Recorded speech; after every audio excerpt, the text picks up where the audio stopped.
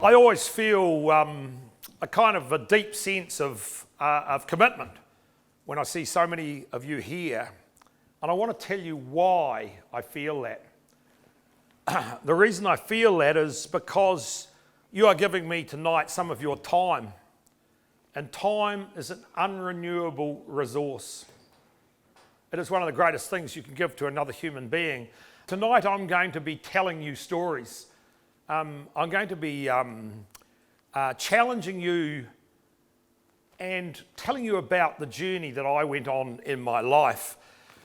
I've called this tour Shift Happens because one of the most important things a human being can do is shift as the world surely shifts with you. Ladies and gentlemen, I came into this room tonight and you're all busy talking. You are telling each other stories. I don't call myself a farmer anymore, even though my wife and I own half a farm. Our son and his wife own the other half. But I call myself a storyteller. I just swan around the world, soft as butter, telling stories. And every now and again I call myself an author. I get a lot of broken people turn up at my door in New Zealand. They come to me, and because I've disclosed my brokenness, my 5 years of depression, they feel really comfortable about telling me their story. It'll start off with, Doug, I'm not travelling well, I'm having a hard life, things are not working out. And it will be work, relationships, money, all sorts of complications. They'll tell me their current story. It usually takes about 40 minutes for them to spill their story. As they spill, I'm taking a lot of the energy from their hurt. And after 40 minutes, they'll start to slow down. And I'll say to them, tell me about your past story. And you'll see them lift and lighten up a little. Do you mean, Doug, when I was happy? And I say, yeah, tell me about that. What was that like? And in about 10 minutes, you'll see them absolutely delighted to share with you when they were better. And then I'll say to them, the only way I can help you, and this is why I'm telling you this story, because it's a guide for how you can help somebody in this situation. The only way I can help you is, what's your future story going to be? What story would you like to be telling in a year's time? I'd like to challenge every single person in here. You know your current story, you know your past story. What future story would you like to be able to tell people? Because that is the only way I can help that person. When they tell me where they want to be, I can start doing the things that are necessary to help guide them to that place. On your tables tonight, I think, is that right, Jude? The value statements out there, the values words. There's 190 odd words sitting in front of you. They're lovely words. They're what I call value words. They're the kind of words that you would like to own, most of them. I don't want you to do anything with it now, but when you go home tonight, I'd like you to go and circle 10 words that are what you think you would like to be, what you are. I'm going to only hold one hand up, but if I had two, that's your why. That's the start of creating your why. Why are you here? What do you want to be like? Who are you? You get those 10 words and they will be the starting place to discover your why. A lot of people are not sure. When you look at the list, you'll think, gee, that's hard, getting it down to 10 words. Well, then when you've got the 10 words, I want you to take it down to 2. Out of that 10, get the 2 that are most important to you, and then write them down somewhere where you see them often, and they become a part of your guide. That's a part of establishing what your why in life is. This is why I'm here. I want to tell you what my 2 are. Courage and faith. I have the courage to have a go, and I have the faith that if I do that, it'll work out the best it possibly can. There is no 2 words that guarantee anything. But I want to tell you something, ladies and gentlemen, when you discover your why, and that's a part of the process, who am I? Those words, if you don't live them, other people will see that you don't live them and you're not really that. And if you're doing that as an individual and then you're sharing with the person that you love the most in your life, your partner or whatever, or a friend or your son or your daughter, don't be surprised if their why and their words are slightly different. That can be hugely complementary. But it's great to know and to live those words. A couple of years ago, I became attached to neuroplasticity. I'd never heard of it. I'd been led to believe that when you got to 25, that's the best your brain could be. Neuroscientists told us this, but a couple of 3 years ago, they discovered that's not actually true. The thought pattern was you got to 25 and then you slowly deteriorated over time. Neuroplasticity is the science that tells you that your brain can carry on developing. As an individual person, the last 20 years of my life have been incredibly exciting. The last 5, exceptionally exciting, because I have learned as a process that I can grow myself day by day, little by little. Isn't that exciting? There's not one of you is limited by where you can go.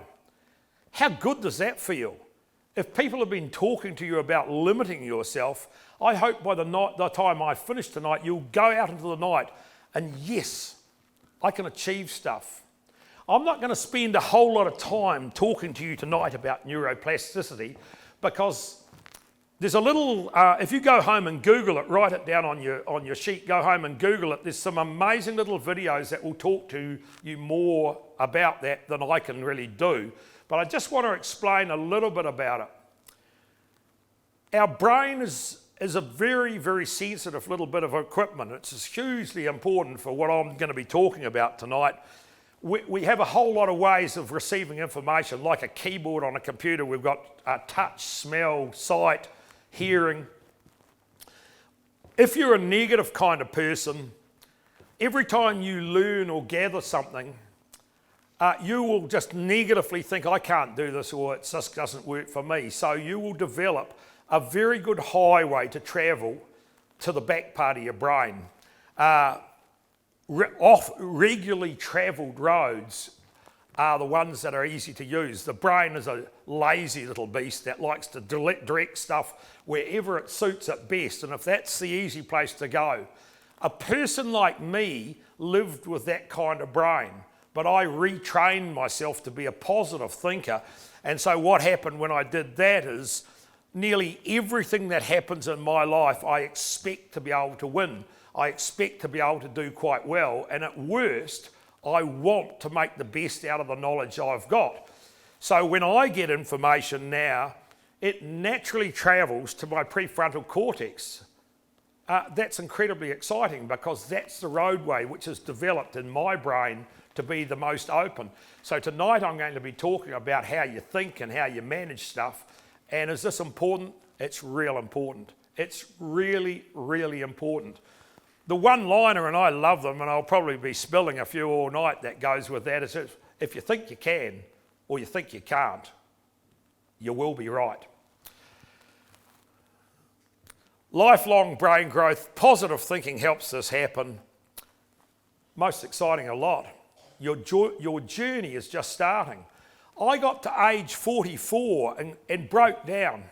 When I wrote my book, I realised it wasn't a matter of the drought that had caused me that breakdown. It was just a matter of time because my thinking was all to hell. From that time, by adjusting my thinking, I have transformed my life and I have transformed the lives of a lot of other people. Is this half exciting stuff? You bet it is. One of the things that I feel about that is we limit our ability by our thought pattern. So a gift that I can offer you tonight, it's free for all of you, is I want to turn you around to face the future. A few years ago, Wendy and I went to Greece. We did an archaeological tour. After a few days of 42 degrees heat, visiting around ruins, I thought I was going to join them. I was nearly ruined as well. But as we drove from site to site out the bus, my interest was agriculture, and I noticed that the Greeks were very, very poor in an arid country at using water. I said to Wendy, maybe I should put on an event. Maybe I should offer my services as a dryland farming specialist to help these people to discover new ways of managing water, where they can get double the return from the water that they have, where they can build soil carbons to hold more water, where they can grow exciting plants which will change their outcome. Fortunately, Wendy thought it was a good idea, so we hired a venue and I advertised it extensively. Nobody turned up. You see, what had actually happened is the Greeks, their economy had failed. They were writing on the walls of every building and every vestige that you could find in the city, unless there was a guard standing there with an AK-47. As we drove in from the airport, I said to stunned by what I was looking at, I said to the taxi driver, your people love the writing and the painting. And he spun round in his seat and he said to me, a few years ago, every Greek family had 3 cars, and today we only have 1, and we can't afford the petrol to put in that car. His words had a profound effect on me. It inspired me to go home and talk to our people. Does tomorrow matter? Yes, too right it does. Is the past important? Yes, it is. But that's a picture out the front window of my truck going onto one of our properties. The big view is right there. How many of you drove here tonight? Put your hand up if you drove here. Pretty much everybody. Could I ask you a question? Was there anyone here tonight reversed here? Why didn't you reverse? It's hard, isn't it? You know, it's my pick that some of you might have driven half an hour, and if you had reversed here, we'd still be waiting for you. You probably would have collected a few cars on the way. Life's exactly the same. If you live life looking out the back window all the time, besides getting a sore neck, you'll find it hard. I have no apology presenting tonight under the banner of Shift Happens, because the Greeks didn't know how to shift. They celebrate, this is how good we were. In a place like New Zealand, we don't have a rich heritage like you have here. I love your heritage, your culture. But one of the most important things for you as people is to turn to face the future. The window represents the best view. To drive safely through the future of your life, your major attention to be your next story. Where am I going to be in a year's time? And that's the proportion. You need to be aware of your past. I'm not saying you don't need to, but you need to focus on your future. Your future will be determined on how good you are at that. Just like the car backing. It's too hard to background through life. You see, as human beings, we are born with a slightly negative twist. As we go through our lives, we gather information, we hold it, we learn from our mistakes, we have all this stuff going on, we gather this knowledge. And when things go wrong for us, we reach into our past to try to find solutions to our future. I want to put it to you here and now that I don't think a lot of the challenges that we face in the future will have had a solution created in the past. The world is changing now at a rate like we've never had before. If you want to live in the future, it will be like walking backwards, like backing your car, walking backwards into the future. It will be very difficult. Tonight I want to turn you around to face your future. I think it's the most exciting future we've ever looked at. But it'll be like the past. It will be challenging. I want to give you some tools and some thought patterns that will help guide you through this journey. But most importantly, I want to give you some confidence and some courage to have a crack. We start off, and this is for points in the book. If you've already read my book, I'd appreciate it if you keep your hand down. Where's the wealthiest place in the world? Yell it to me, come on. Where did you say, sir? The Vatican. Gold all over the ceiling. You're not a bad fellow. I was at a group the other day and the fella said Afghanistan. I'm still trying to figure out where he came from. Anybody else? Anyone got a better bid than Afghanistan, than the Vatican? Yell it. Do you want to get a free book? Ghana. You know, I've had all sorts of things over the years. I haven't had that one before. I'll tell you where I think it is there. The graveyard. I want you to think for a moment or two, just think personally of the people that you know that are in this place. Every church I go through, I see you've got graveyards around your churches. Think about the people that are there that actually didn't really live their life. They wrote a song, the words to a song, but they didn't have the courage to sing it. They were going to grow their business or improve their golf swing, but they never got round to it. They're gonna do it one day. And then something happened and they ended up in there. 2 years ago, my mum died. She was 98. She was the most amazing mother. I had the privilege of standing beside her coffin and giving a eulogy. And I said to the people, the 500 odd people that turned up to my humble little mum's funeral, inside of this box is the most miserly contribution the graveyard has ever seen. My mother had the wisdom to live her life and leave it in life. So as I started out, time is an unrenewable resource. You've got from now until the finish. Thank God we don't know when it's coming, but get excited. A great teaching from my mum was she had no fear of death. And when you have no fear of death, then you have no fear of life. She transferred that onto me, bless her heart. And I want to do the best I can to influence as many people in the world to get on and live their life. That doesn't, by the way, mean life will be easy. But I hope when you leave this room tonight that you will have more confidence and more tools to manage that process. One of the first messages I want to leave with you tonight is it's okay to say I'm not okay. You don't do any good carrying around stuff that's tough. It's not manly to carry a load that you just can't bear. So that's the first message I want to share with you tonight. It's okay to say I'm not okay. Next thing, how many of you are normal? Is anyone here normal tonight? Sir, are you normal? You're not normal? I'd love that. Gosh, isn't that awesome?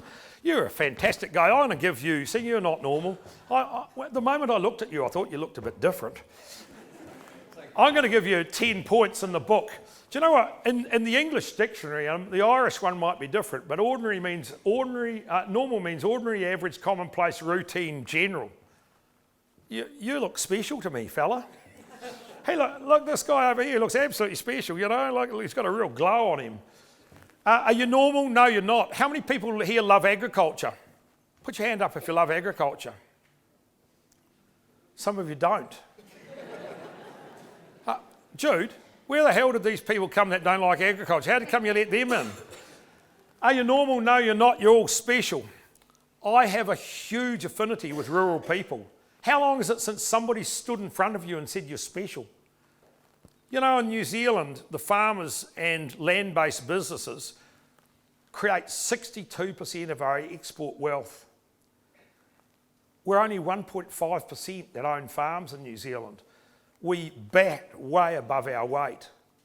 And yet right now, we're the scourge of many of our urban people. Unbelievable stuff. I know the pressure that's on over here in the same way. Are you normal? No, you're not. You're special. Believe you're special from now on. There's a map of New Zealand, and that's where our farm Bonnevere is, right there on the eastern side. My next door neighbours grow salt. We measure rain in millimetres and evapotranspiration in metres. It's a stupid place to really to set up a farm, but my grandfather started there 100 years ago and we've never really had the fortitude and strength to leave. But in the late 90s, drought broke loose. You might notice that photo was taken in 2004 when we were starting to green up again. We went for 8 years of terrible, unrelenting drought. War broke out between the stock we run and the land that we run those stock on. And the devastation was terrible. It was bigger than any of us in that area had the ability to cope with. When the environment cuts loose on you, you are humbled. And I was humbled. You see, what happened was we had 17 years out of 20 where we didn't get our average rainfall. We had this big wet year and then nothing. At odd times, clouds still came, but they didn't bring us rain. They just insulted us further. They kept us dreaming, but no result. In 1998, that was Doug Avery, and that was my commitment as a father, as a business operator, as a family man. My self-talk turned to custard. I'm a loser. I'm a failure. You see, what happened was no one had ever taught me to cope with my own shame. I'm not good enough. My self-talk convinced myself that I was an absolute shocker. The fact that it was circumstances beyond belief never entered my head. And I'd never been taught that prolonged negative thinking can be an incredibly dangerous thing to carry around. 14 days feeling really sad can be enough to trigger serious depression. I think I lasted a lot longer than that because I was naturally, prior to that, a positive person. But here was a guy who really rated himself, and all of a sudden I was in big, big trouble. I'd always believed there were 3 legs that farming sat on: environmental, financial and social. But once one leg broke, it's almost impossible to stay up. And down I went. And I met 3 people I'd never met before. I call them the ugly sisters or brothers: envy, anger and blame. If you possess any of those emotions, they are unhealthy emotions. They will achieve nothing. If you're saying, I wish I was like my neighbour over there, I wish I had the gifts he's got, that will by its very self limit you in your ability to move forward. And I started to develop this terrible fear. But fear, ladies and gentlemen, has 2 meanings. Forget everything and run. That was my first thought. I want to run. But no one wanted to buy or take over responsibility for the land. I was stuck. But the other meaning of fear is face everything and rise. You know, at the end of the day, I love working with rural people because you always turn up. You turn up, you keep turning up. The world is made from people who turn up no matter what. And I found myself looking at that sign, average or memorable. Which road was I going to go? And I'd already established deep within my own self that I wasn't made to be an average person. I didn't want to be normal just like this guy here. I didn't want my life to just progress on in such a fashion and then I ended up in the graveyard as just a wasted effort. I desperately wanted to try to get my life back, but I didn't know how. Does anyone know what bahika means? This is for 15 points in the book. 15 points, come on. What does bahika stand for? Nobody? I'll tell you what it means. Bend over, here it comes again. I thought that I'd been through enough. I thought that, a crippling period of time which absolutely took us to zero would be enough.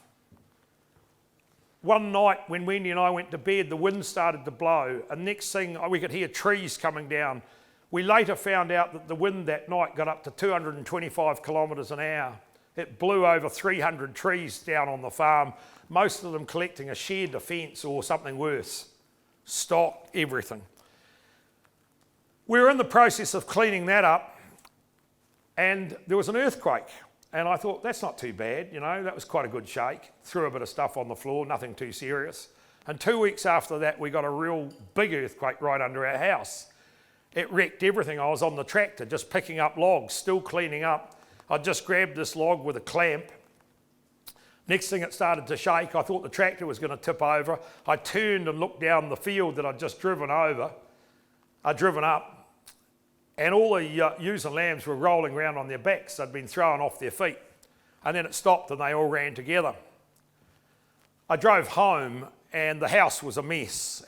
Glass, the windows had broken, everything was smashed.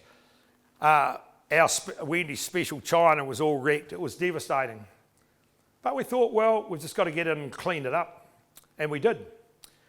AVERY farm is a big farm. There's 7 houses on it, or there was at that time. All of the houses, which hadn't taken much a hit in the big wind event, were wrecked with the earthquake. So we got stuck in, and over the next 3 years, we rebuilt them back to being good. And then we got another earthquake. This time was the real deal, the Kaikoura earthquake, which remains to this day as one of the biggest earthquakes globally. There's been bigger magnitude one, but this one carried a big punch. It unzipped about 10 faults over 260 kilometres. That's the main highway to Christchurch, just not far from our home. The elevation from here down to there is 6 metres. That's the main trunk railway line. If you'd been on the Kaikoura Express that day, it would have been better than a Disneyland ride. That's looking at it from the other direction. Unbelievably powerful stuff. And that's another part of the railway line where a fault line went across. That's a friend's house. That was a worker's cottage. Got dragged 8 metres along the fault and lifted up a couple. And that's another friend. He owns a lime works. All this land used to be up there. It was all green. And when the ground started to shake, the whole hill slid off and filled a gully. The first time I saw that, we get our lime from this guy. He's got a little lime works further around that way, and I saw how much he had. And I said to him, I don't think you can really justify $22 a tonne anymore. I couldn't understand why he appeared a little bit upset. The coast itself was deranged and lifted. Those rocks used to be totally covered with water. And you can see a guy here standing with his hand up. That just gives you an idea of how much lift. There was 3 metres lift on the coast.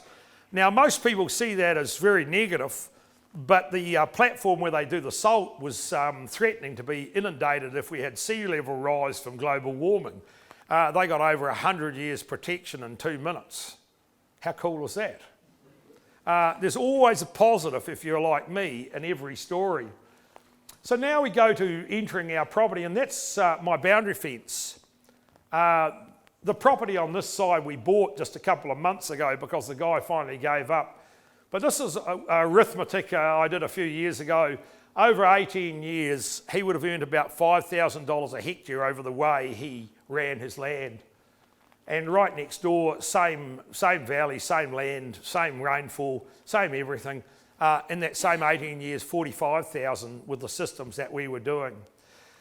When we started our journey of change on AVERY, there was only 2 degrees separation in my thinking to his. But if you set off on a different task and it's 2 degrees different, after 18 years, you're miles apart. Sometimes great journeys in life occur from doing amazing things that were not obvious to other people. But more often than not, it's about concentrating on the incremental things and adding a whole lot of little small incremental advantages together. I haven't come to Ireland to tell you how to farm, to suggest what you should do. But to me, in every environment, there's more opportunity than you care to imagine if you activate your mind into those incremental advantages. So we have basically 2 groups of knowledge. The first I want to talk about is hard knowledge. Once again, I'm going back to Kiwiland to talk about my fellow farmers who I know really well. Kiwi farmers are very good at hard knowledge. We know a lot about plants, we know a lot about fertilisers, we know a lot about farming systems. We are very good. I'd give Kiwi farmers 7 to 8 out of 10 for their hard knowledge. But there's another area of knowledge which is soft knowledge. That's your ability to manage yourself, your emotional well-being. Kiwi farmers, 1 to 2. We're hard men. We don't like to admit that we struggle at times. We would never like to talk to our mates about being a little bit emotionally affected at the moment. The returns came back in this year, they're miles off where I want to be. We don't like that sort of talk. I want to put it to you tonight that growing your soft knowledge so it's as good as your hard knowledge is one of the greatest gifts that you can give in your life. In the last 20 years, a lot of people have said to me, Doug, it's incredible what you've done on your farm. Few of them have been smart enough to understand that the area that I learnt to operate, are you all okay? You've gone bloody quiet. The area that I have learnt to participate in so much better is my soft knowledge. How do I deal with stuff when it's coming through my plate? How do I cope when this barrage of stuff is coming at me? When I wake up for the second time in 3 years, 3.5 years, and realise that we've wrecked, for no fault of my own, all the houses have got to be fixed yet again. I keep running into people like that. I think that's the most awesome picture. I don't know who drew it, but I run into lots of people like that. On the outside, there's a smiling face, but inside there's a burning, cringing feeling.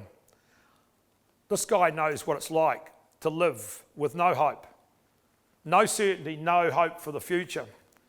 Re-establishing that and defending my strength mentally is the first thing that this guy goes to look after himself.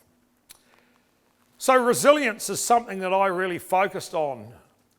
Resilience isn't something that you can come along and listen to Doug Avery and go home and say, I heard what this guy said and I'm going to be resilient for the rest of my life.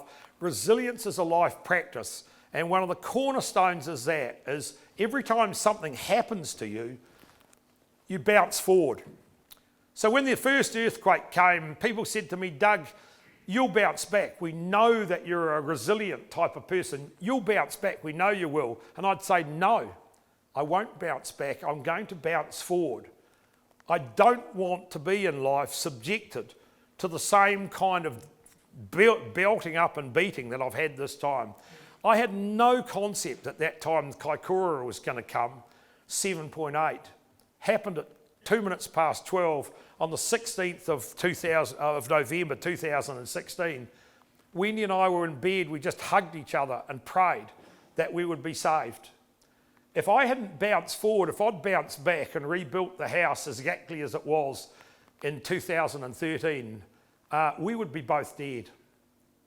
So bouncing forward is a great message to give your brain. Number 2, first one, it's okay to say I'm not okay. Second one, bounce forward from your troubles. Every time something happens that you don't like, ask yourself, how can I position myself so that if this happens again, I'm going to be better off? Now that starts to create the incremental journey of that 2 degrees separation. You get a lot of satisfaction out of not getting beaten up as bad as you did the first time, even though the damage from the second one was greater. So in life, we're all going to have to face change. Changing tact a bit, my favourite job is to motivate well people to get more capable. See, mental health and physical health are 2 things that everybody in this room owns. And we could all improve on both of them. So if you're one of those people that think, well, mental health's that poor bugger down the end of the road there that didn't get too well, he's always been a bit different anyway. If you're one of those people, you haven't thought about yourself, and I want you to think about your capacity to grow your own brain tonight. So I get people coming to me because they've seen how I've grown my business, and they say, Doug, I want to tell you something. And I say, what do you want to tell me? And they say, I'm going to double the size of my business, just like you have several times. And I'll say to them, when are you going to start? And they'll say to me, I'll start when I get the confidence. And I'll say, really? If you think you're going to do something as big as double the size of your business, and you reckon you're going to start off with confidence, well, either you're not pushing yourself enough or you're the first person that's ever done that. I know nobody who's created greater wealth and well-being for themselves that started off saying, I know how this happens. Because the reason they haven't done it in the first place is because they didn't know how it works. The person will then say, oh no, Doug, what I meant was, I'll start when I've got the capability. Really? So you reckon this really difficult process that you're about to embark upon, you're going to have the capability right up front. You know, that's never happened with me. Never ever happened. Back to the book question. What are the first two C's? I'm going to give, if you can get them both, you get 25 points. And if you get one, I'll give you 15. What are the first two C's of a group of four? Who said courage? I'm going to give you 10, 15 for that. Yep. Well done. So courage is one of them. What's the other one? Cash. Whoever said that has been spoon-fed, haven't they? They think the fairies deliver to you. What do you reckon, guys? What's the first C? No one wants to win the book. That's all right. Commitment. First thing you've got to do is you've got to commit. You've got to say, I'm going to do this, because until you do that, you're still a gunner one day when I get round to it. You know, ladies and gentlemen, if you want to get on and do stuff in life, you've got to commit. No one else is going to commit for you. And then, thanks to this lady over here, courage. Now, courage is one of the parts. You commit, and then you go through the courage stage. You go to the bank, you get the money or whatever it is. You go to somebody and you start learning, how the hell am I going to do this? And when you're living in that courage place, nobody likes it. But everyone else looks and says, oh, yeah, look at old Jack up the hill there. He's got lots of courage. He's doing this new development. Oh, I can't believe what he's doing. He'll probably go broke. You know what people say? He won't probably achieve, but hell, he's got some courage. People love other people having courage, but we hate living it ourselves. Courage is awesome, because when you're in that place, you'll wake up at 2 o'clock in the morning and think about all the money you've just taken on. And the exciting part about living with the courage and knowing that you've got to go through a set of 4 C's is the uncomfortableness of living in this place pushes you on to develop capability. And the fella from the bank that loans you money will be delighted when he sees you starting to develop your capability. And I'll be talking more about how you go about pulling people in to do that. But you'll get the sense as I go on tonight, the power of working together. And so if you're going to step out of your comfort zone, which is what we all like, it's really nice sitting in your comfort zone. You're in total control. That's one thing that human beings love. We love being in control of everything. Got everybody sitting down on their chair. No one's doing anything that's rocking the boat. You feel safe. Well, it's a terribly unsafe place if you watch me through this. You feel safe, low risk. And you don't want to make yourself vulnerable. Now, that would work if nothing else changes. But all of you people in this room face Brexit. You face all these things that are out there that are out of your control. And if they kick in, how will you go? How strong are you going to be? How prepared are you going to be? If you've just been sitting in your comfort zone, I suggest you're very vulnerable. Then we have to go, if we want to make a move, we have to go through exposing ourselves to the vulnerability that things might change against us. And we go through the courage zone. Now, the courage zone has got all this fear and find excuses. And when you're going through that, all your neighbours or everyone else watching, I say, he's probably going to fail. You get all that sort of stuff coming in. You do in New Zealand anyway. But if you push through there, that's when the excitement starts to come into your life again. The capability zone. You've acquired some new skills. Every time you acquire new skills, it feels good. You feel like this has been worth the fight. You extend your comfort zone out. You've got a whole lot bigger.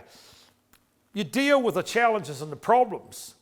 You know, that's the whole thing about this life. If you think that it's going to be easy, forget it. It's never going to be easy. All my life, somebody said to me here tonight, gee, you've come at the right time, Doug.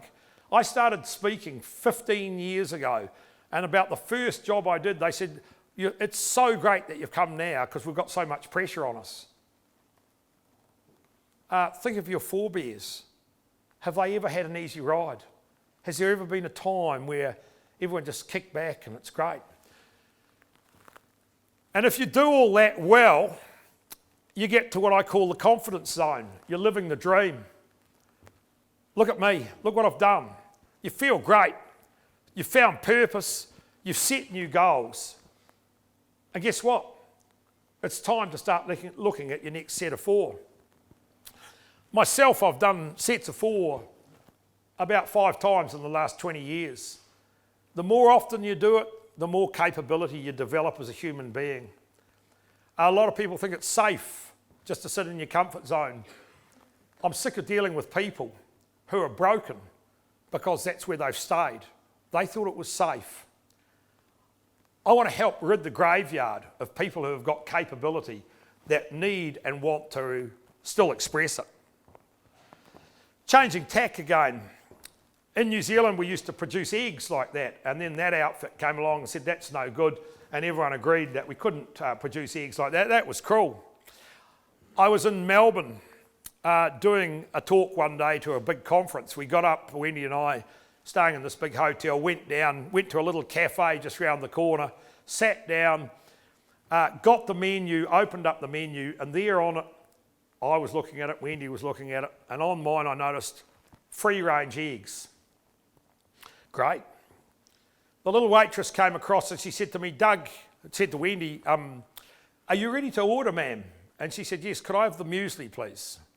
Yes, sure, and she wrote that down.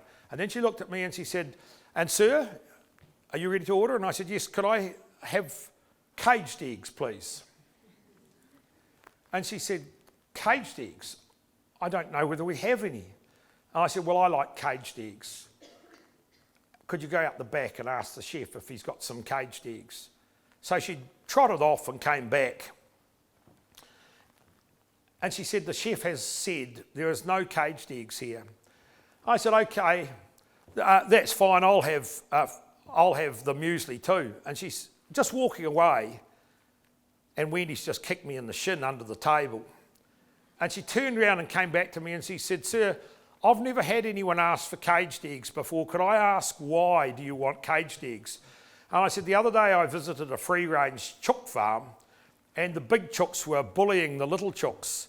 I'm really big on bullying. I don't cope with any situation where I see bullying. I can't bear seeing bullying. And she looked at me and she said, I will never eat caged eggs, free-range eggs again. Why did I tell you that story? We have a world now where there are keyboard warriors, people that have been influenced by one thing or another, tearing around the place, telling us how we should live our lives. They have gathered some information. In about a minute and a half, I disrupted that poor little girl, naughty me. I just wanted to see whether I could. I completely disrupted her. She really didn't know much about egg production. And I told her a little bit of story. I hadn't been to a free-range. I've eaten free-range eggs on the farm all my life. And she didn't understand. She just believed me then.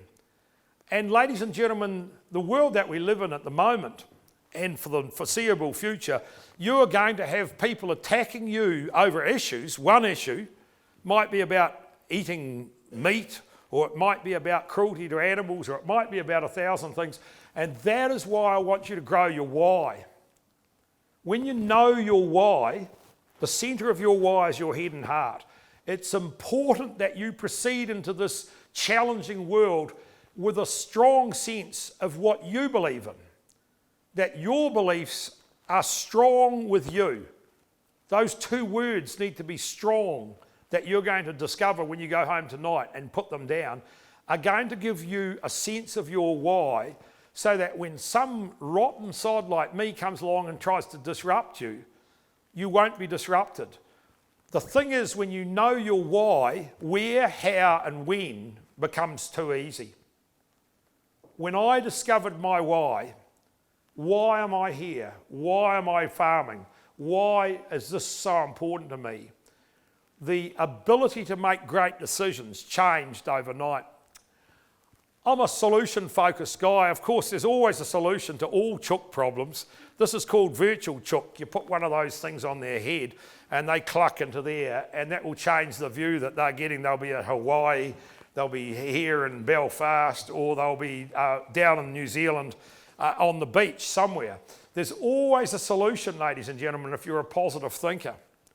That's work that we're doing in New Zealand. That's the cauliflower sheep for people who hate killing plants. We can pick as much cauliflower off there and it just grows back again. I want to be a part of a world that's full of solutions. I want you to go out of tonight just brimming with confidence that you can find solutions to whatever problems you've got. I can see, mate, you've already got some ideas, haven't you, when you get home? Yeah? That girl, Alicia Silverstone, running a campaign on wool. You probably don't do a lot of wool over here, excuse me ladies, but she put the picture up on the internet and it was PETA. They said, I'd rather go naked than wear wool. She obviously doesn't live here in Northern Ireland in the wintertime. I said to some of my friends, as Alicia being, I'd rather being naked than wear wool, is that a problem? They said, no, they didn't mind if she stayed like that. And I go a bit closer, I have to get quite close to this to read the small print. Wear your own skin, let animals keep theirs. Now, I don't know what Alicia thinks that we do to sheep in the wool shed, but I have spent a bit of time in Australia and I have heard a few whispers. Ladies and gentlemen, this is the kind of stuff that we face. We face a world of disruption, disruptive processes. I want to help grow people to be strong on your belief. It's your life. You're the one that's got to account for what you do. You might want to join her for all I know. Are there any ladies want to join them tonight? Would you like to come up here? Of course, she's a single issue person as well. This is an American figure, but it'll be the same globally. This is the energy that it takes to make fabric to wear. And this little slither down here is wool. In New Zealand, we've just had this amazing guy develop bandages made of wool. And they say that they are actually, the healing process of them, because they're actually so close to akin to skin, is way beyond any bandage we've ever done. If I'd thought I would have worn my woolen shoes here tonight. Wool's fantastic stuff. It's great for the planet. It doesn't have microfiber going into the ocean. I think Alicia needs to sort of like step out of her little golden box and take a look at the rest of the world. So we need to let go of the past. The past is a great teacher, but a horrible master. You need to be prepared to disrupt yourself. What does that mean? That means you need to be prepared to challenge your own business and thinking. Or if you don't, other people will come and challenge you for it. I want to help New Zealand farmers to go from where we are now, where everybody's telling us what we're doing wrong and dragging us by the hair to the top table, to being at the top table, helping make the decisions in the first place. Our farming processes in New Zealand are excellent, but we've allowed ourselves to get behind. It's a case of the status quo will disrupt. You're living in a world that's changing. The status quo will never prevail for very long. Change is happening all around us. In 1905, Henry Ford produced that car. There was an emergency meeting called in the horse and cart industries. They got a couple of hundred people together and said, what are we going to do about this new invention that Ford has come up with? And the cleverest person in the room said, I think we need to breed more faster horses. Did it happen? Probably. But were horses ever going to compete? Did anyone ride a horse here tonight? Spare me. We need to encourage courage. You know, when somebody steps out and does something, in New Zealand we have what we call tall poppy. It'll never work. America is quite different. Not that I think America's got all the answers, but they congratulate people who don't necessarily win just for having a crack. Be prepared to be that person that steps out If you really want a happy life, you've got to be prepared to step away from average and normal. Embrace failure. I don't know anyone who's succeeded in doing anything in their life who hadn't had failures, who got everything right the first time.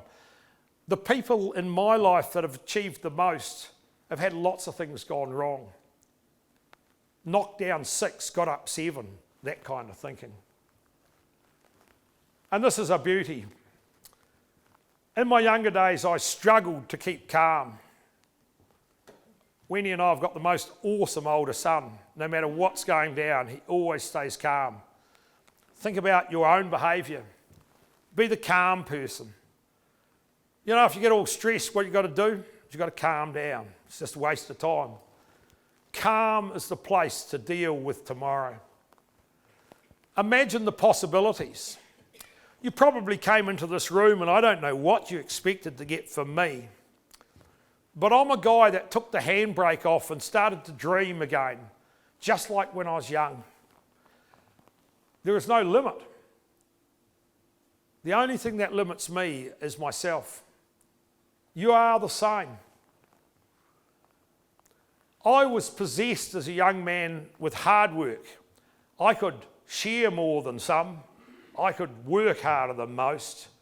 I could skite about the little amount of holidays and time off I'd had. But eventually it cooked me. When we got a climate event, which was bigger than I could cope with, it just tipped me over as though I wasn't even there. The man that stands in front of you now is only interested in smart work. I'm only interested in integrating with people who have got great ideas to travel with me. I now reject limits. I was told that there was only one way you can do this, but on nearly everything I've found there's another. People say, if plan A doesn't work, go to plan B. There's 26 letters in the alphabet. There's plenty of opportunities to instill another plan. But the reason that most people don't do much stuff is that they don't do the first one, because they're afraid that they might fail. You can spend endless time on words, but invariably progress requires action. You just commit. Just make a commitment. And then prepare yourself for the other 3 C's: courage, capability, confidence. So each one of you possesses 2 circles. The first one is your circle of concern. You might be worried about that fella in America with a different hairstyle, or the one in London with a different hairstyle now. We've got 2 of them. That's pretty interesting. Or you might be concerned about Brexit. I doubt whether there's a person in this room that's not concerned about Brexit. You might be concerned about the weather. And you might be concerned about the Rugby World Cup. When I talk to New Zealanders, we're always worried whether we're going to win it, or whether we're going to win the next one, or whether we've won the last one. But I hardly ever talk to All Blacks. I've talked to a few, but I hardly ever do. We're always concerned about things.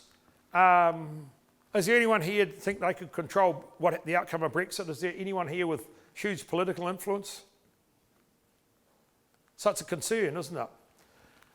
When I was in my bad place, that's what I lived with, all these concerns. I was worrying myself sick about everything.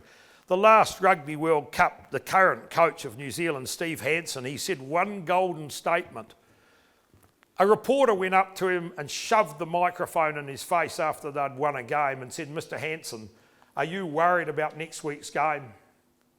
And he looked straight down the barrel of the camera and said, "Worry is the most wasted human emotion." Am I wrong? Has anyone in this room ever gained from worry? Concern and worry are best friends. They travel together. When I was in my bad place, a small group of people got round me and they said, "Doug, concentrate on your circle of influence. If you want to change your life, you can go home and write an influence circle tonight." I asked myself, what plants could I grow? Because dry was what was killing me. What plants could I grow that would double the value of water? The answer was lucerne. As soon as I doubled the value of the water, do you know what it did? It doubled the speed at which I grew animals. It wouldn't do here, I don't think, because it'd be too wet. We started to utilise our water and we started to grow animals faster, and the pressures that were coming on into our farming system were removed. And my circle of influence started to grow. The more as a person you concentrate on the things that you can influence, the more likely you are to have success. Back to the book questions again. I'm going to come over to my old mate here and give him a leg up. What was life expectancy in New Zealand in 1800? 45. My God, what school did you go to? He's not too bad. That's wrong. Have we got anyone else? Let everybody in. You got the advantage. Because you're not normal, I thought, well, you might know. Anyone else? What age? It's less than that. Life expectancy in New Zealand, 1800. Come on. 40. Who said that? You. Excellent. 15 points. You're now even with this lady over here. 40 years. See, that shows I wasn't having you on. By 2050, we're going to be up around, we might be higher than that, 84. People say to you, life's not good these days. Is longer life a problem? Does anyone here hate life? I love life. I absolutely love it. I'm so lucky that I wasn't born in 1800. I'll probably be dead now. Isn't it exciting? Just over years, we've got better. People say, oh, everyone's got cancer and what have you. Actually, we're doing a whole lot better. We don't die from the flu anymore. There's all sorts of things go on. If I go back to 1800 in New Zealand, if you were lucky enough to go to school at all, you would leave school at age 11, 10 or 11. That was pretty much as much schooling as anyone ever got. And you could go and get a job and say, seeing I was talking about wagon wheels and things before, wagons and horses and stuff, you could go down and work for the local wagon wheel factory, and a master craftsman could teach you how to make a wagon wheel in 1 year. And that period of learning, 1 year's learning, would give you the skill to provide for your family as the primary caregiver, because women used to just do the housework in those days. And you could provide for your family for the rest of your life with 1 year of education. Today we live in a completely different place where typically in New Zealand somebody would leave school now at 18 to 22, education. That person leaving school now needs to absolutely be committed to the fact that they will need to retrain 6 or 7 times. Does anyone disagree that would be any different here? Probably the same. So if you have a mindset which says you learned everything about 50 years ago and no one's going to teach me anything new, it's going to be hard. It's going to be really hard, because this is the reality of the world. I suggest that's what you like. These guys are looking on saying, don't go there. And that's what I'm saying to you tonight. Don't go there. So this is a graph of the potential for change. That's where Doug Avery is at the moment, standing there. And I'm thinking that we've had a lot of change, but we've probably got more change. Total human knowledge is growing with computers at a rate like never before. We know a lot of stuff. That doesn't mean that you need to know it all, but you need to have the attitude to live in this world. Your attitude will determine your altitude. If you are resistant to that kind of thinking, you'll be thinking, well, no, I think that's where growth's got to go out there. I don't think it can't possibly carry on growing. But I'll tell you that you're wrong, because sensors are out there developing and growing information, and we will live in a completely different world in 5 or 10, 15 years' time. It will be a challenge. The reason I'm showing you this is don't end up there. That's what I call outside the curve. I don't want to create alarm with you. All you have to do is create a receptive mind to change. So what's your mindset? There are really two: resistant or resilient. Lands on resistant people, lands on resilient people. But the big difference comes on how we deal with it. The resilient person sees it as an opportunity. Every time I've got landing on me, I go straight to the prefrontal cortex. Where's the opportunity? The resistant person says it's another problem. I'm the only person in this world that keeps getting this stuff happening to me. How come I'm the one that gets picked on all the time? That's mindset stuff. If you think that way, it will keep coming back to you and driving you down. You have to do your best to become this person. Resistant people avoid challenges. Resilient people embrace them. Resistant people give up early. Resilient persist after setbacks. See effort as fruitless or worse. Why would I bother doing that? I've never been successful. Or see effort as a pathway to mastery. You see, I don't know anyone who gains unless you have a crack. This guy over here ignores negative feedback, and this one over here learns from criticism. This one feels threatened by the success of others. This one finds the lessons and inspiration to learn from others. Myself, I'm always hunting out people that know more than me. I want to be the most attractive part of another human being for me is knowledge. And if you show to me that you've got a bit of knowledge, don't be surprised if I try to move close and steal it from you. It's the pathway to where I want to go. So as a human being, I want to turn people from having a resistant mindset and create far more people who have a resilient mindset. And then there's this baby, the dice of life. A playing dice has 1 to 6. The dice of life has risk on every face. You can kick that dice over it and it's still got risk. From the day that you are born till the day you die, you face risk. But one of the things that I've noticed in life is people say, I would love to be this person or that person or create this or do that, but I just don't want to take the risk. That's the stuff coming out again. The tough part about that is those people never ever add up the risk of not changing. And in a dynamic world like we live in, I can't see how that can work. I can't see that as being a successful strategy.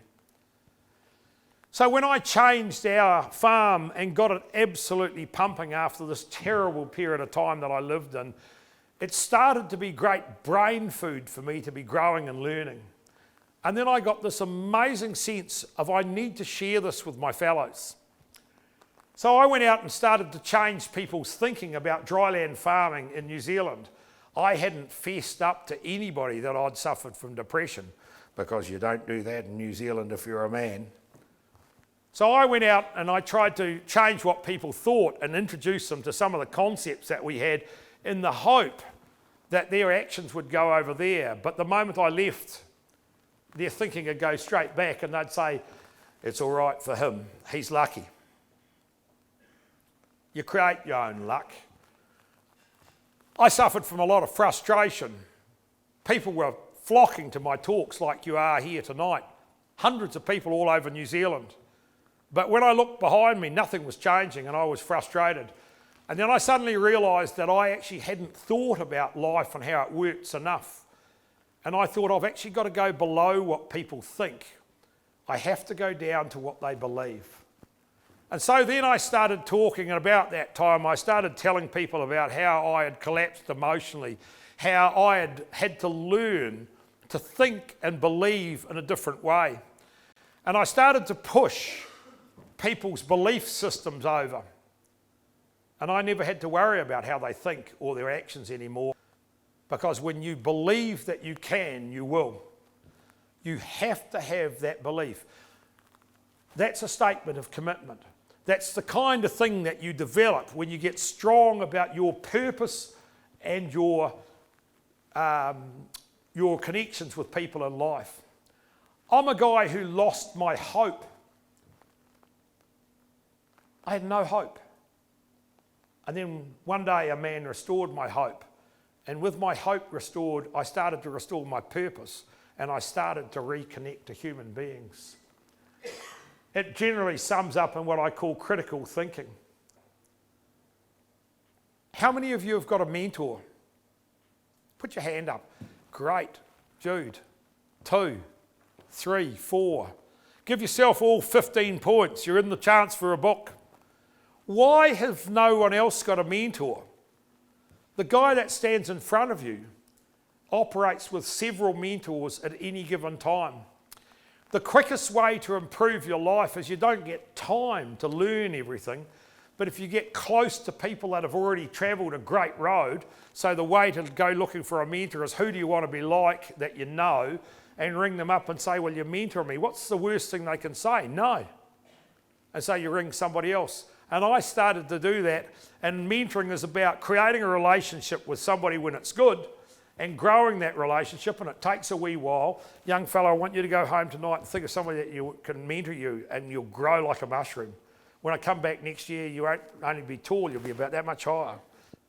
Ladies and gentlemen, life's a journey of peaks and valleys. Everybody I know wants to be on a peak. I've been on plenty. I've won South Island Farmer of the Year in New Zealand. I've won New Zealand Agricultural Communicator of the Year. I've won a green ribbon for my work in land preservation. I'm a land care ambassador, whatever that means in New Zealand. I've been given the New Zealand Order of Merit from the Queen, but I don't think she still knows my name. I've been up on peaks. We all love peaks. When I was a little boy, I looked up at the back of our farm and there was a hill with a tree on it. We called it One Tree Hill. We're very interested in original names. I said to my mum, I want to climb One Tree Hill. And she said, Doug, you're too little and it's too hard and it'll be too dangerous. But I got together a little group of mates and we started to climb. But when we nearly got to the top, I realised Mum was right. It was far harder. It was a bigger challenge than I'd ever done in my life. But soon I was standing on the top of that hill looking over the lush green pastures of AVERY Farm in eastern Marlborough. And I'd never felt so strong and good about myself. The sense of achievement to have done something that Mum told me I shouldn't for a start. To have climbed higher. To have got this new view of this landscape that I loved. But the reality of life is no one can stay on a peak. Peaks offer nothing but points in life. The reality of life is we all live in valleys. We must return to the valley. Most people feel grumpy living in a valley. They dream of climbing a peak. But as I recovered myself from my broken place, I started to realise that valleys were far more important than I ever thought. Valleys are places where I can rest and relax and rebuild my energy. But more importantly, they are places where I can start to plot and plan my next peak. That picture there was taken in Peru. Wendy and I had just been on a trek. We were at 4,500 metres. I looked over at that huge mountain over there and I thought, gee, I'd love to climb that. But in order to climb that, I had to return to that valley. And then I had to start to learn the things that I needed to climb the next peak. That's a story about mountains, but the same story applies to our lives. We live in a world of peaks and valleys. I constantly get people saying, Doug, all I want to be is happy all the time. Happiness is the thing you get at the end of creating a great set of 4 C's. It is the reward. It is the confidence. It's that happens there. You don't need to be happy all the time to have a great life.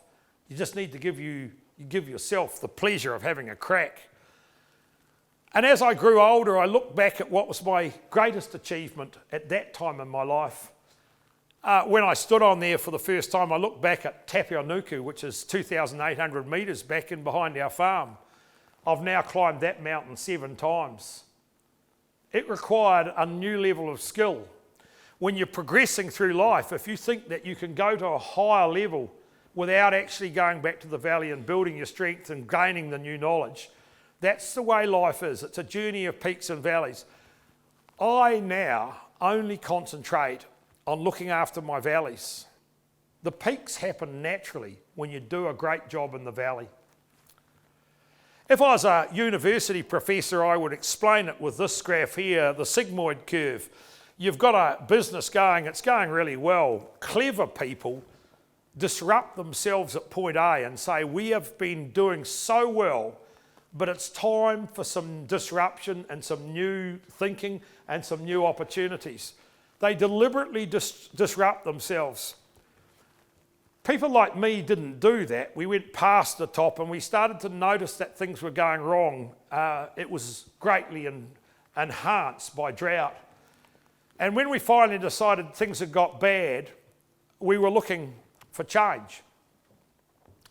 The only reason I show you this graph is for two reasons, point I and point F. Notice how whenever you have change in your life, it always means a new input of emotional energy and often money. And you'll notice that it always gets worse. I don't know anyone who can go from the top of one hill and go straight up to the top of the next one, because you always have to go back into that valley. And the reason I've showed you this is when you get involved in mentoring, when you're at point A or point H, you'll say to your team, the people that are in your V, I want to do some new stuff. Get with me and let's talk this thing through. And you'll know that this is going to happen first. And when you get to point F, you'll say, we shouldn't have done this. Things have got worse. But nearly everybody that I know that's made progress in life has had to have the commitment and courage to take this journey. And if you've got good mentors, at that time they will say to you, we told you this is going to, we discussed this, we knew this is where you're going to go, and we are still here positively honking you to complete this journey. When I started my journey of change, it was the hardest 4 years of my life. I had hope, was the only thing that I had that I didn't have before, because I had something to grab hold of to go forward. I am so grateful, ladies and gentlemen, that I did not turn back at that stage. Even my own father was saying, Doug, you're making a mistake. You must go back to how we used to farm. And I said to him, Dad, that road is no longer available for our business. That's a flea. Fleas can jump 100 times their own height. If I was to get a glass jar, pick a flea off a dog, pop it in the jar, put a clear plastic lid on it, the flea knows that it can jump 100 times its own height. It knows that it can jump out of there. It'll start to jump. It hits the clear plastic ceiling. It doesn't know why it can't jump out. It's a clear plastic ceiling. It's there. Nearly every single one of us at times will have a clear plastic ceiling on us. After we've jumped a few times and we can't understand why our life is not proceeding, we'll simply give up. I give up. The flea gives up. You can take the clear plastic lid, the plastic wrap, whatever it is, off that jar, and that flea won't jump again. I've tried and it doesn't work. Lots of people that I work with are like that flea. They've tried to jump out of their jar, but they hit the ceiling and they couldn't understand what was stopping them. I was the lucky guy. I asked for help and help came.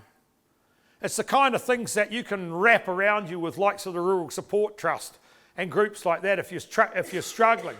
Or if you've got the sense to go home from tonight, if you're going to work together as a group and say, let's set up a mentoring program so that if Doug Avery comes back and talks in Cooktown again and he asks how many people have got a mentor, everyone will put their hands up.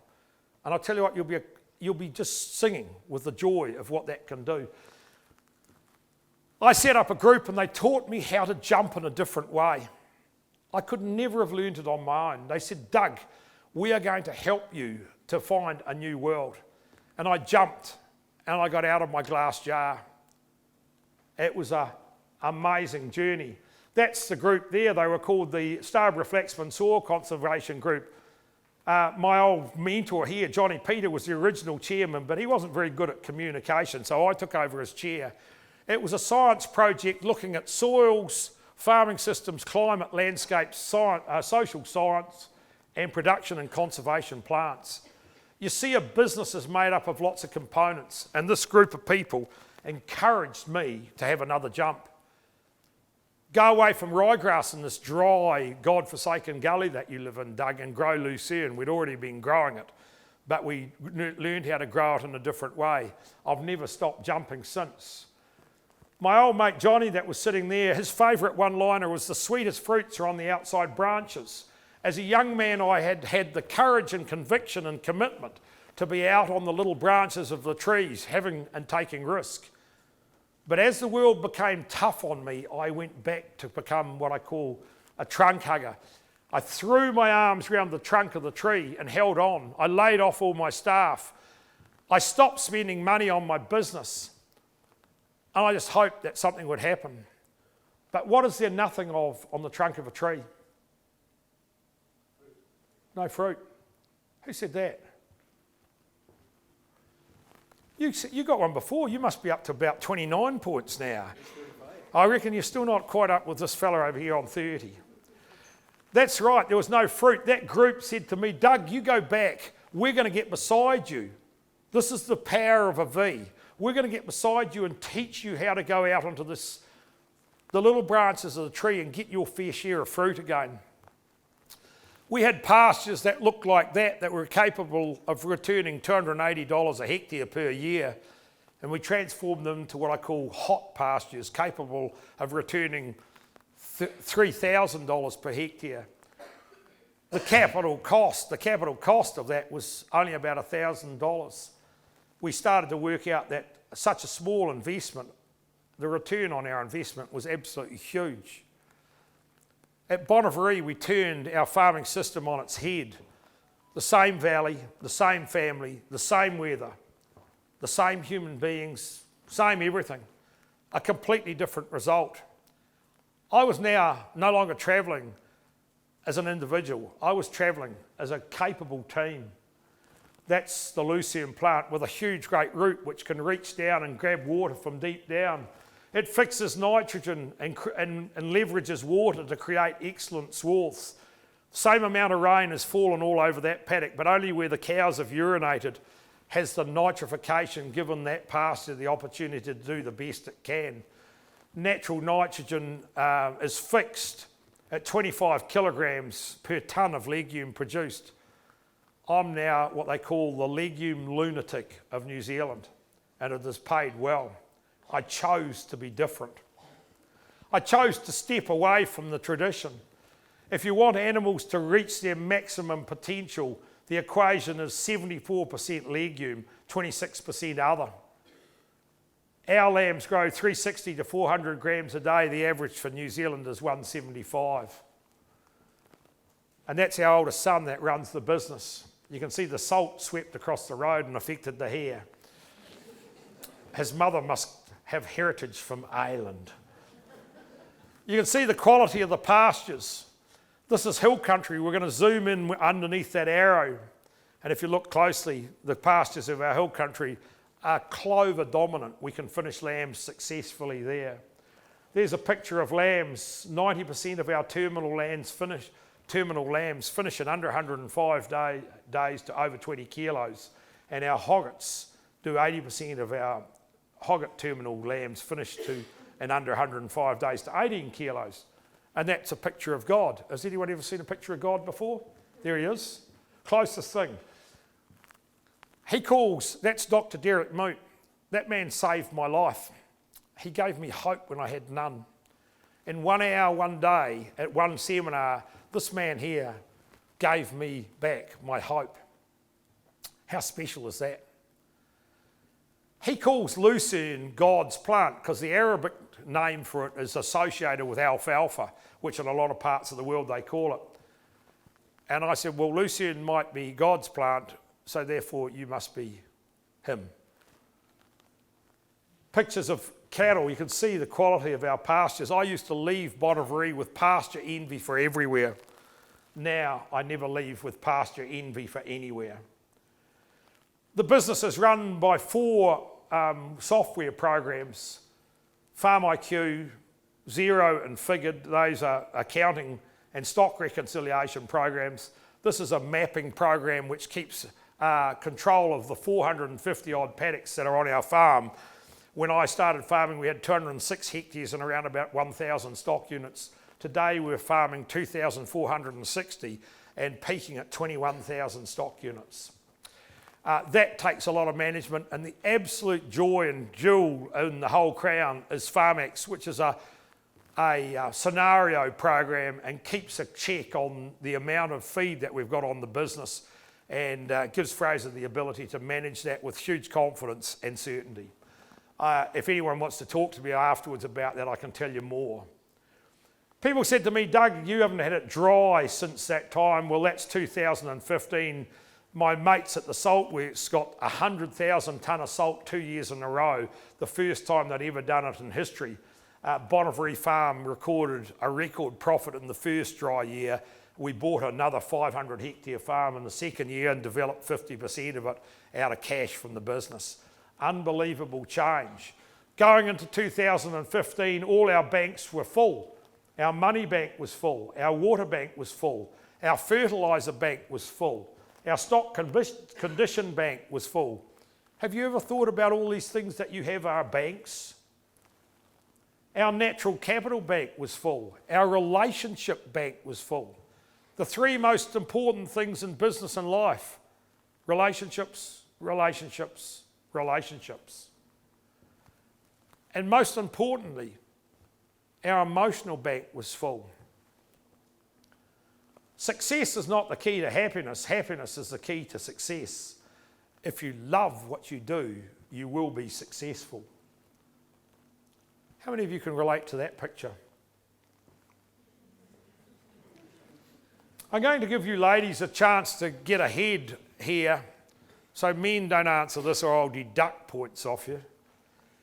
Why do 3 times as many men commit suicide as women? They don't talk. Who said that first? This lady here. Yeah, you did too. Men don't talk. I've never asked that question, and there's never been a woman in the room that doesn't know the answer. Isn't that incredible? Men don't talk. The first time I presented that, that came from a lady straight away, 15 points. And a guy down the back stood up and he said, yeah. He said, yeah. He said, they talk and they talk and they talk. And that's why we commit suicide. In New Zealand, and I'm pretty sure it's pretty much the same here, we've got the horrible statistic of suicide. And it's like an iceberg.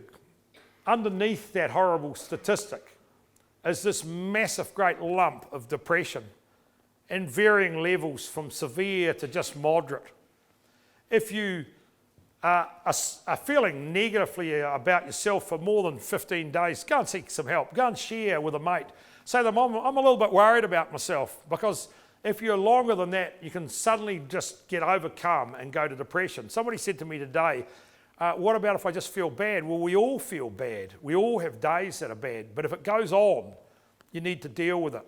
One of the parts of a great life is learning how to deal with the basics of life. It's all about, and it's something which is learnable for all of you, your soft knowledge. The way to fix it is to burn down here, and that top bit will drop. Once somebody gets into that situation, the work that's required to get them out is so huge. And we need to be dealing with our tools that can work here. So if you feel like that, and I saw exactly the same thing here with Take 5, I think it was called today, connect with people, give, take notice. I've got a 6th one in there. Don't personalise problems that are not your own. Stay in your circle of influence. Keep learning and be active. Wendy always says to me beautifully, when you put that be active one on, Doug, don't stand side on, they'll pick that you're not as good as you should be. So I've got this thing like a graphic equaliser. I ask myself, how are all my banks going? You can create one of those for yourself. Are you depositing into your well-being, or are you drawing?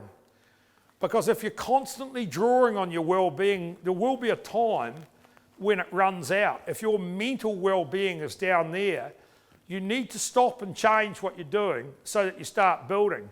Just like your money bank, you need to push some of these things up. You can develop the capability of understanding where on the journey you are. That's our youngest son. He's a grain broker in Western Australia. Salt got to him too. And he, doing ultra running is an incredibly challenging business. And he taught me what he calls a mental switch. You win or you learn. You only lose if you don't learn. I'm out here today pumping you to go out and have a crack. It's really important that you understand that mental switch. If you are capable of learning, then you don't ever lose. Your self-talk is so important. That boy took a pounding on many, many occasions, but he always used to remind himself of that. What did he learn? And then you become always winning, always growing. You're bouncing forward from your troubles. AVERY, these are pictures from AVERY, ewes on Lucerne, beautiful areas. Around about 1,000 people visit our farm every year. The key part of that is they don't care how much I know until they see how much I care. We care. At AVERY, we are proud to be farmers. The P stands for progressive in our approach, proactive in our engagement, positive in our thinking. The R stands for responsible in our behaviours to people, to community, to animals, and to the environment. The O stands for open in our hearts and minds to the opportunities within our local and global communities. U, unwavering in our pursuit of excellence and outcomes. D, determined in our pursuit of our vision, deliver quality ethical food to the world's discerning customers. At AVERY, we are proud to be farmers. I hope you all feel the same way. The cave we fear to enter holds the treasure we all seek in life. It's part of the reality that we face. Yesterday I was clever, so I wanted to change the world. Today I am wise, so I am changing myself. Happy are those who dream dreams and are prepared to pay the price to make those dreams come true. You don't have to see the whole staircase, just take the first step. My father's favourite one-liner, we are each given two hands, one to help ourselves and one to help others. We need to wrap our hands around this amazing world and create something special. My second to last slide, you've been an awesome audience. It's been a really privilege to be in front of you. That's my old mentor, Johnny Peter. I took him on a trip one day. We were travelling, just the two of us. And people say to me, Doug, why do you show a picture of his back? And I say, he's pretty bloody ugly. But the real reason for that is Johnny told me and taught me, look out and look up, Doug. Imagine the possibilities. Remove yourself from limitations. Let go of your fear of failure. Face everything and rise. Dream and believe. Vision without action is just a dream. Action without vision is just activity. Vision and action together can change our world. And my last slide. What will you see next time you look in the mirror? What matters most is how you see yourself. In the words of the late Michael Jackson, I'm starting with the man in the mirror. I'm asking him to change his ways. If you want to make your world a better place, take a look at yourself and make the change. Thank you very much.